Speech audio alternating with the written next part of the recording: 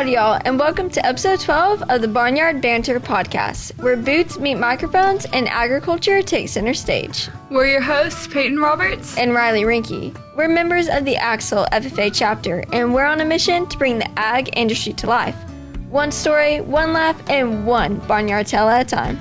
Each episode, we'll be chatting with different farmers, ranchers, ag teachers, FFA members, and industry experts out there making a difference in the world of agriculture. Whether you're hauling hay, feeding calves, planting crops, or simply just curious of where your food comes from, this podcast is for you. So sit back, grab a sweet tea, or hop on the tractor as we take a dive into the wild, wonderful, and sometimes downright muddy world of agriculture.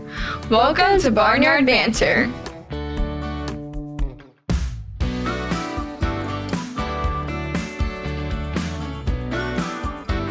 First off, we'd like to thank our amazing guests for joining us today as we take a deeper look into the field of ag education with one of the best.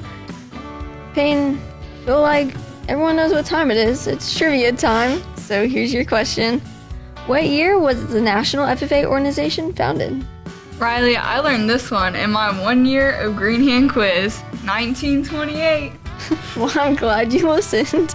Payne, why don't you introduce our guest for today? Our guest for today's podcast episode is Tammy Christian. Tammy Christian is a lifelong resident of Hill County. Tammy is a graduate of Penelope High School and earned her bachelor's degree from Sam Houston State University. She retired in June 2024 after a remarkable 34-year career as an ag science teacher, spending most of her time at Penelope ISD, along with 8 years at Hillsborough ISD. Following her retirement, she joined the site's fundraising team in July 2024, bringing her passion for agriculture education into a new role that continues to support teachers and students. Throughout her career, Tammy inspired generations through hands-on learning, leadership, and service. She was honored to serve as president of the Agriculture Teachers Association of Texas during the 2018-2019 school year. Thank you, Ms. Christian, for being here today. So can you tell us a little bit more about your story and your time as an ag teacher? Absolutely. I started my career at Penelope ISD and quite frankly wasn't sure at that point that teaching agriculture was going to be the place that I needed to be. So after 2.5 years of teaching in the classroom, I decided to leave ag education and try something different. So I went to work for Farm Bureau as an insurance agent, and I did that for about a year and then realized that I really missed the kids and the rat race of being an ag teacher. So I tell people, while it was an expensive move on my part, it was the thing that I had to do, I guess, to realize what I was supposed to spend the rest of my life doing. What developed your passion to teach ag? So I think that goes back to somewhat growing up. My family didn't live on a farm, but we did raise cattle. My grandparents were farmers, had row crop farms, raised cattle. My grandmother actually had a bunch of chickens, and she had an egg route, and she would take orders in Waco at some of the businesses for farm fresh eggs and deliver those once a week. And so I really had a passion for agriculture at that point. And then watching the older students, as I was in school, wear the blue and gold and be a part of FFA really made me excited for when I had that opportunity. And then as I got into ag education, I had always been kind of a quiet, shy individual, someone who wasn't really good about stepping out of their comfort zone. And when I got into ag and FFA, I found my niche, so to speak, and I found something that really grew my confidence and my personality, really shaped me into being the person that I am. Wow. That's great. So what was it like starting out as a female in ag education? You know, when I first began, I probably only had one other female in our district, and there were probably less than 5 in the whole area. And so there were very few of those. That didn't really make me uncomfortable. I think maybe at that time it made more of the older gentlemen that were in that group Maybe it made them a little more uncomfortable than it did myself. But it was definitely a challenge, and I used to laugh and tell people that I could go to the restroom and not have to stand in line back then, because there weren't very many females. But things have certainly changed over the years. What would you say, or who would you say was your biggest inspiration? I would have to say that my high school ag teacher was probably my biggest inspiration to be an ag teacher and to want to help other students have the same experience that I had. He definitely had us involved in a lot of things. We did LDEs and CDEs, and while there weren't the same number of those that there are now, we were involved all year long. And so I think that was probably the inspiration to be an ag teacher. I wanted to help students like he had helped me. Yeah. So what helped you to keep going throughout your career as an ag teacher? Because I know it's very busy schedules and you'll have a lot of different responsibilities and it's very time consuming. So what would you say was your main motivator to keep going? I guess probably the main thing that always kept me going were the students who continually were ready to participate and do things. And the more that happened, the more motivated it made me to want to be a good teacher and to help them have all the experiences that they wanted to have. Being in a small school, I had a lot of students who never traveled a whole lot, never did a lot of things. And so it was an opportunity to get those students outside of Penelope, Texas, and be able to see all sorts of things in all sorts of places across the state of Texas. What would you say was one of the biggest challenges in your career? When I look back on the beginning of my career, when I started teaching, and I started at Penelope ISD, where I'd graduated from, we had an administrator who wasn't really very supportive of FFA and ag. And back then, most ag teachers would find a place that they wanted to teach, and they kind of made it home, and they stayed there, and they didn't make a lot of moves. So when I started looking for a job, actually they reached out to me first, and I knew that I was going to be getting married. My husband already had a job. I was somewhat going to have to be in that area, and there weren't a lot of openings, and so I took the job. But he considered me a part-time ag teacher, and so I had to teach 6th, 7th, and 8th grade science, and then teach ag as well. And then they limited us on travel and the things that we could do, and so I feel like I got held back a little bit in those beginning years because I wasn't allowed to get out and run with the kids like I really wanted to. So what do you think is something that most people do not understand about ag education? I think probably the thing most people don't understand is the magnitude of what that profession is, and what it looks like, the things that ag teachers are responsible for, and all of the things that go along with that. And I think also people don't understand, what all is involved in ag and what things can be considered ag. I think they sometimes have a narrow mind of it's just sows, cows, and plows, and there's so much more to it than that. So I know that's kind of two different answers or angles, but I kind of see both of those things as being the answer to that question. Yeah, I totally agree with that. Can you tell us about a moment that stands out from your career? Yes, I guess probably one of the things that come to mind is a young man that I taught when I was at Hillsborough High School named Sean. And Sean got into the ag program and started raising a pig as a project. And this particular year, he didn't quite make the weight for the county show, but had a chance to hang on to that animal and then take it on down the road to Fort Worth. So we worked really hard to get that pig looking right, and when we made it to Fort Worth, he had placed third in the show ring, and so he was very excited. But probably the part of that probably meant the most was the fact that his mom said when he got into the ag program, it kind of kept him in school. He was probably a kid that wasn't going to follow that path and have the success, but ag and the experience he had in FFA kept him in school. Yeah, that's really cool that it just made that big of an impact on him. So, in your opinion, what makes a well-rounded FFA program?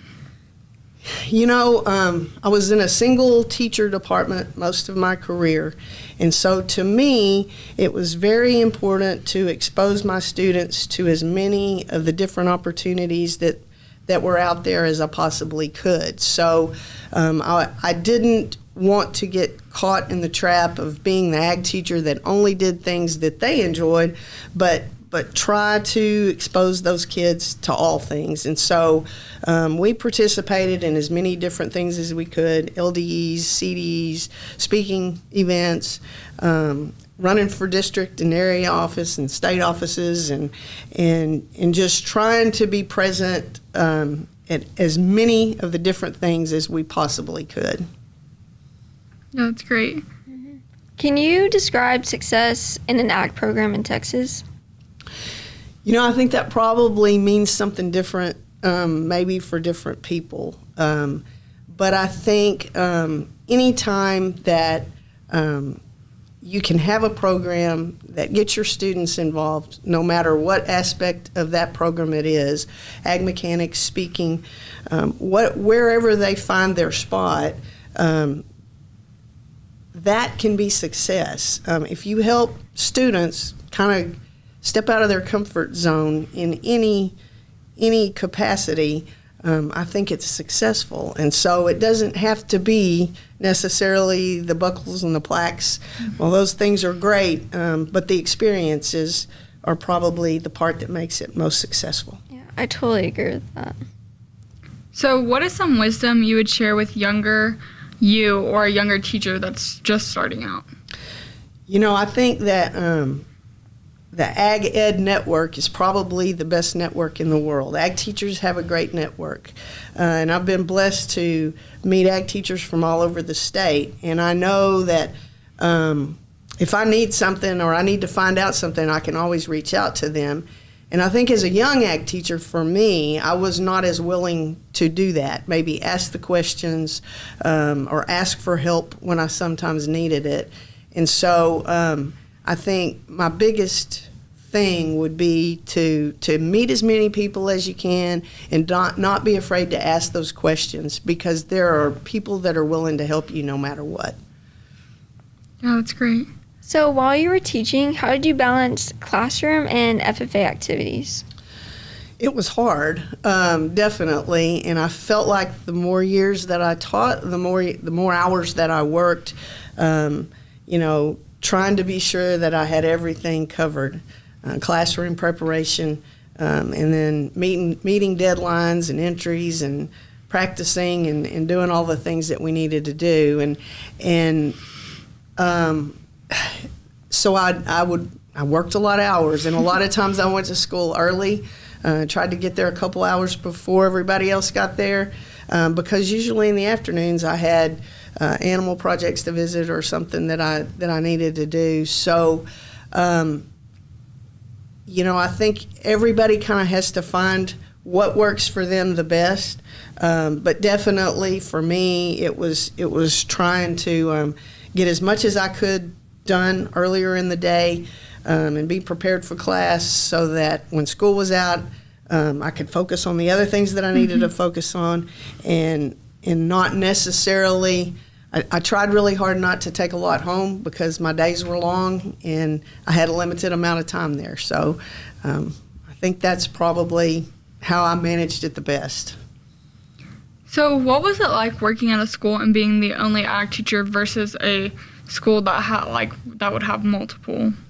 So I only had a teaching partner once in my career when I taught at Hillsboro, and I started to realize I had started out teaching in a single teacher department, and I felt like I needed to branch out, and I needed to not get stuck in a rut and get comfortable in Penelope. I needed to kind of test the waters. And so I looked very forward to having a teaching partner. I think there's a lot of multi-teacher departments in the state, and they all make it look very easy to work together. I always felt like I was a pretty easy person to work with and that I could work with anyone. But I also realized that when I taught by myself, I only had myself to blame if nothing got done. And so for me, I got used to being able to work by myself and not have anybody else. I could kind of do things the way I wanted to and that type of thing. So for me, being a single teacher department, it worked well. It was a lot at times, but I also had a lot of parents that helped and stepped in, and my husband helped on things, so I had people to reach out to. So in your opinion, what qualities categorize you as like a good ag teacher? I think probably there's a lot of things that fit that. I think having a passion for what you do is probably a big one. And beyond that, all of the things that would be good for anything else, being responsible, being determined, being just on top of things. But I think in ag, having a passion for what you're doing is probably the big one. Because it's really probably hard to drive things home with students unless you really have that passion and you can get that across. So what are some ways that you brought your community or stakeholders into the learning experience during your time as an ag teacher? So, I was always reaching out to people who could speak to my class or share experiences with my class or my FFA group that would help students. And then on the flip side of that, I feel like I was able to open some eyes to some things, parents and other people, by kind of having them step in and see what we did and how we did things. Parents attending an FFA convention, they really have no idea of the magnitude of that unless they're actually there and they experience that. Or parents that were trying to help their kids with animal projects and that type of thing. It was always an education for those first-timers, for the parents as much as it was for the students. And so being able to share some things that would help them and what that all looked like was kind of how I involved community and stakeholders. Do you have like a favorite person or that you've gotten to bring into the school to teach, or like a favorite field trip type of activity that you did? Probably one of my favorite field trips was the year that I retired. I took my 8th grade group to 44 farms at Cameron, and we spent the whole morning touring that and hearing about their program. And I think the kids really enjoyed it. It was a great experience, and probably one of the coolest field trips that I ever had a chance to take. Yeah, so out of all your years of teaching, do you have a student success story that stands out?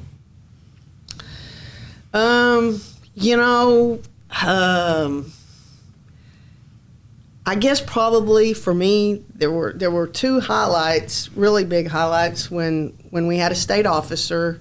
I had one in 99-2000, and then I had the state FFA president in 2018-19, and so those were pretty big moments for us in Penelope, I guess.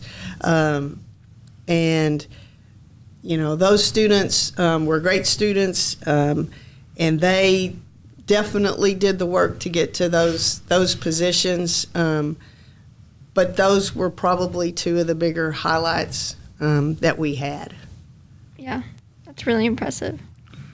On that note, was it interesting to see how they developed from ag whenever they were a green hand to being state officers? Absolutely. It was funny to look back at those pictures when they were freshmen in high school and how young they looked.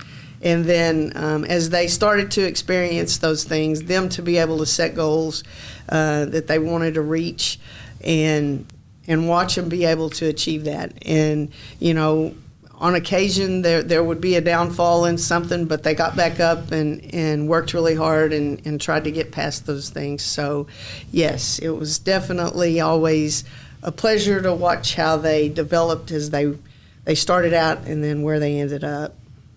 So out of all your teams, which one was your favorite team to train?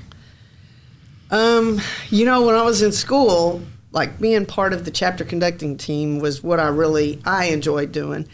And when I started out teaching at Penelope and I spent most of the career there, class size a lot of times didn't allow for us to get a really good chapter conducting team out of that class because of it being so small sometimes. And so I started kind of focusing on things that I thought we could do. Mm-hmm. And so honestly, I really enjoyed training the quiz team a lot, just about all the facts and all of the things that we did.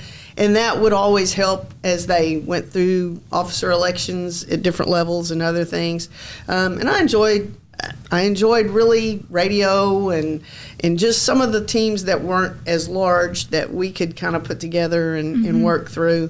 And we kind of did the same thing with CDE teams. We tried to pick things that we might be able to work at and advance at, as opposed to maybe livestock or vet med that everybody was doing. So, what was your favorite CDE that you trained?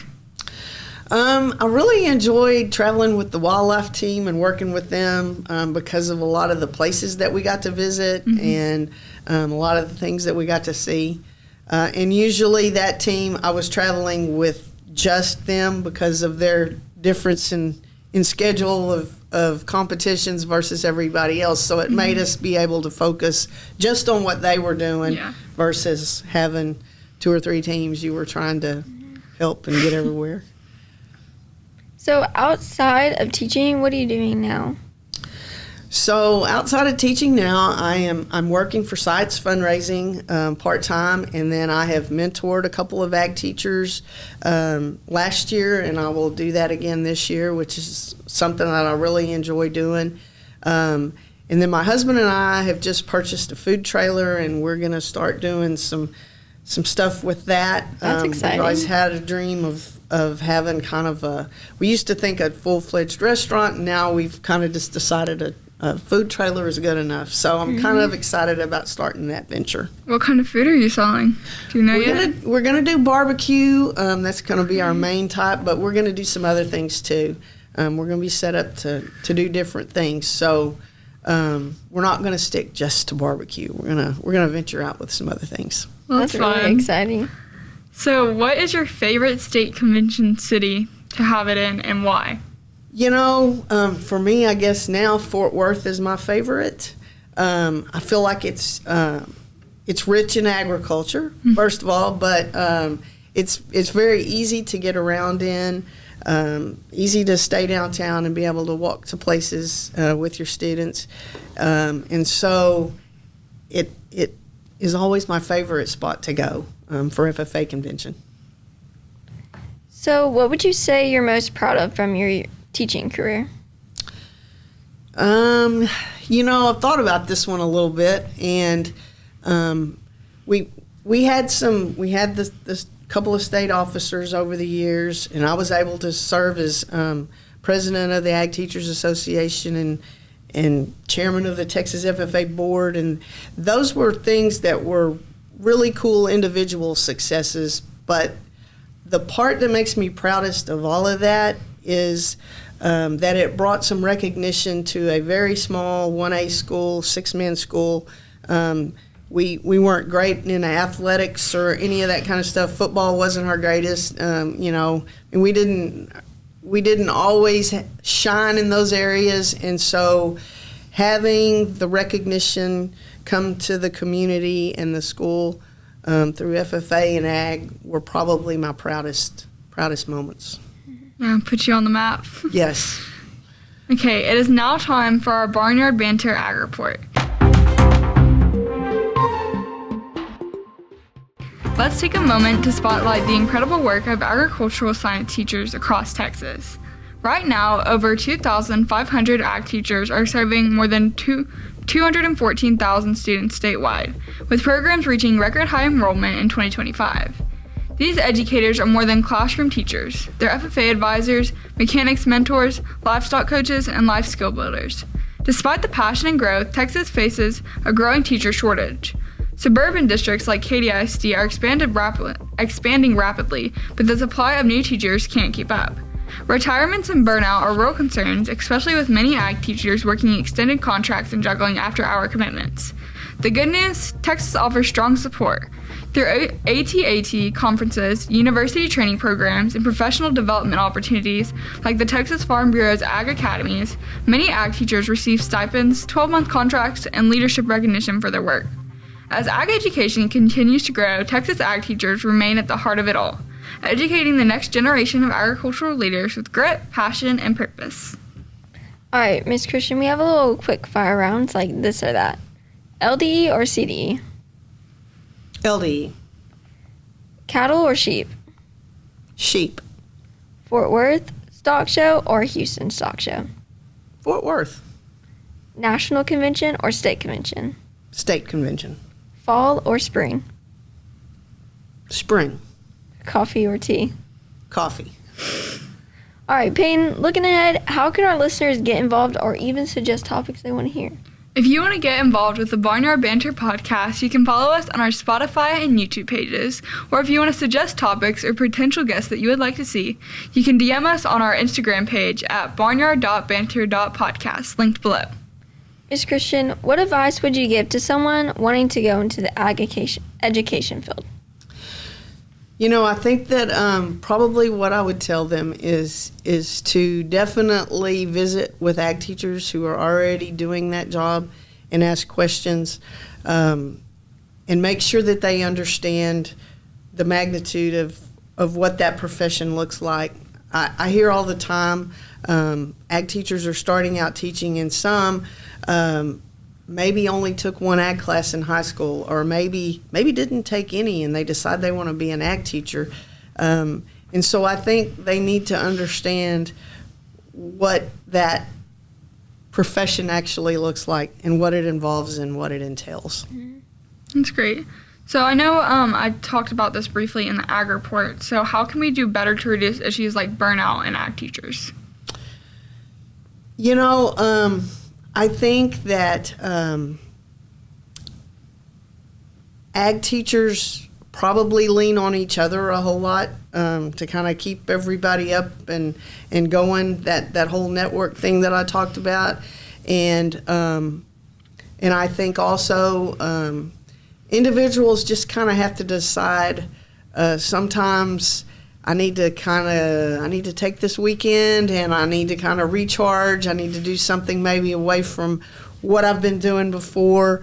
But I think certainly there's plenty of support out there to support all of our teachers, and probably we probably have more of that now maybe than we ever did. And so I think that I'm not sure that I'm really answering that question the way you're asking for it, but I think there's certainly a lot of support to keep ag teachers from maybe doing that, and it does get hard and it does get rough, but I think we all have to lean on each other a little bit to get through all of that.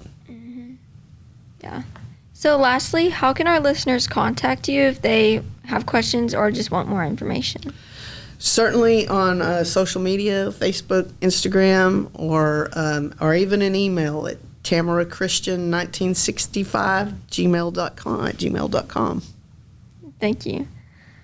Thank you so much for listening to our podcast. We are excited about our upcoming episodes airing the first and third Mondays of every month. Next on our podcast, we have a special guest from West Texas A&M to talk about all things College of Agriculture. Thanks for listening. Peace, love, ag.